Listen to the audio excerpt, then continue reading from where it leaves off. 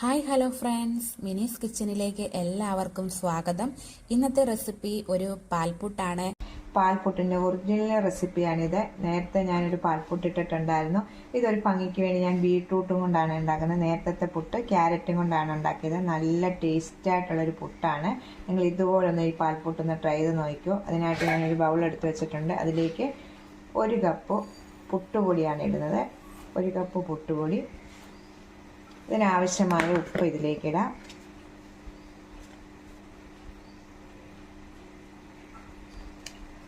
പിന്നെ 2 table spoon പഞ്ചസാര ഇടണം ഇതിലേക്ക്. ഈ പുട്ട് ഇതിൻ്റെ കൂടെ കറിയൊന്നും ഇല്ലാതെ നമുക്ക് കഴിക്കാം. നല്ല ടേസ്റ്റ് ആയിട്ടുള്ളൊരു പാൽപുട്ടാണിത്. ഈ ഉപ്പും പഞ്ചസാരയും പുട്ടുപൊടിയും കൊണ്ട് നല്ലോണം ഒന്ന് മിക്സ് ചെയ്യുക. ക്യാരറ്റ് കൊണ്ടുണ്ടാക്കിയ പുട്ടുപൊടിക്കകത്ത് പാൽപ്പൊടിയാണ് ഇത് ചേർത്തത്. അത് തേങ്ങാവെള്ളം കൊണ്ട് ചേർത്ത് സ്പെഷ്യലായിട്ട് ഉണ്ടാക്കിയ ഒരു പാൽപുട്ടാണ്. കാണാത്തവരൊക്കെ ഒന്ന് പോയി കാണണം. ഇത് ഞാൻ പാലാണ് ഒഴിക്കുന്നത്. പാല് 1 കപ്പ് പൊടിയാണല്ലോ എടുത്തേക്കുന്നത്. നമുക്ക് ഇതിലേക്ക് ഒരു 3/4 കപ്പ് പാൽ ഒഴിച്ച് നമുക്കൊന്ന് കുഴച്ചെടുക്കാം. നല്ലോണം കുഴച്ച് വെച്ചിട്ടുണ്ടെങ്കിൽ നമുക്കിത് നിന്ന് 10 മിനിറ്റ് നേരം ഇങ്ങനെ ഒന്ന് മൂടി വെക്കാം. 10 മിനിറ്റ് നേരം ഇരിക്കട്ടെ. ഈ സമയം ഒരു പാൻ അടുപ്പ് വെച്ചിട്ടുണ്ട്. ഇതിലേക്ക് ഒരു ടീസ്പൂൺ നെയ്യ് ഒഴിക്കാം. ഇതിലേക്ക് ഒരു 1/2 കപ്പ് ബീട്രൂട്ടാണ് ഗ്രേറ്റ് ചെയ്തത് നെയ്ക്കകത്തിട്ട് നല്ലോണം ഒന്ന് വഴറ്റിയെടുക്കാം.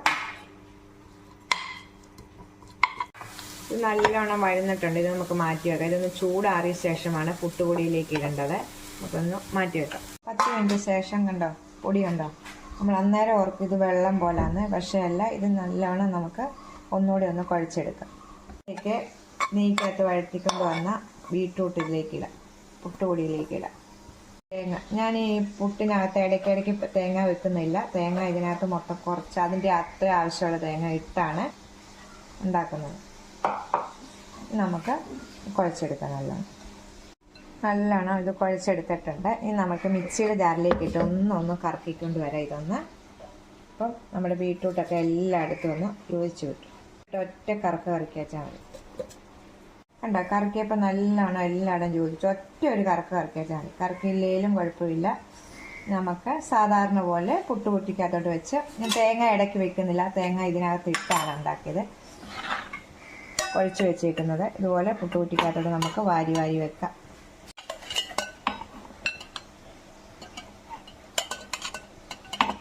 അരച്ചിട്ടുണ്ട്. നമുക്കിതൊന്ന് മൂടി വെച്ച്, ഈ കുടത്തിനകത്ത് വെള്ളം വെച്ചിട്ടുണ്ടായിരുന്നു, നല്ലോണം തിളച്ച് കിടക്കുവാണ്.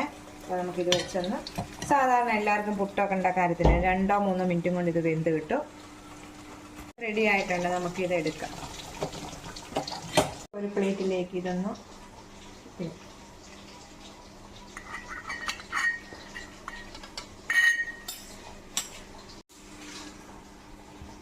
അടുത്തത് ഇതുപോലെ തന്നെ ഇതിലേക്ക് നിറച്ച് 2 കുറ്റിക്കുള്ള പുട്ടേ ഉള്ളൂ.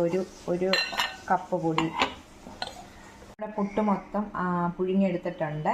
1.25 കുറ്റിയുള്ളായിരുന്നു. ഇടുമ്പം തന്നെ പൊടിഞ്ഞു. അതുപോലെ സ്പോഞ്ചായിട്ട് നല്ല പഞ്ഞി പോലെയാണ് ഈ പുട്ടിരിക്കുന്നത്. കണ്ടോ, നമ്മൾ തേങ്ങ എല്ലാം ഒന്നിച്ചിട്ടേക്ക് നല്ല ടേസ്റ്റായിട്ടുള്ളൊരു പാൽപുട്ടാണ്. അപ്പം പാൽപുട്ടിൻ്റെ ക്യാരറ്റ് കൊണ്ടുണ്ടാക്കിയ റെസിപ്പി എൻ്റെ യൂട്യൂബ് ചാനലിൽ ഇട്ടിട്ടുണ്ട്. നിങ്ങളതൊന്ന് കണ്ട് നോക്കണം. പിന്നെ പുട്ടിൻ്റെ തന്നെ എത്ര വെറൈറ്റികൾ എൻ്റെ യൂട്യൂബ് ചാനലുണ്ട്. പൈനാപ്പിൾ പുട്ടുണ്ട്, മസാല പുട്ടുണ്ട്, ചെമ്മീൻ പുട്ടുണ്ട്. ഇപ്പം ഞാൻ ഈ പാൽപുട്ട് ബീട്രൂട്ട് കൊണ്ട് ഉണ്ടാക്കിയിരിക്കുന്നതാണ്. ഞങ്ങളുടെ വീഡിയോ കണ്ട് ഇഷ്ടപ്പെടുവാണ് ലൈക്ക് ചെയ്ത്, ഷെയർ ചെയ്ത്, കമൻറ്റ് ചെയ്ത്, സബ്സ്ക്രൈബ് ചെയ്യാൻ മറക്കല്ലേ. അപ്പോൾ അടുത്തൊരു വീഡിയോയിൽ കാണാം. ടാറ്റാ.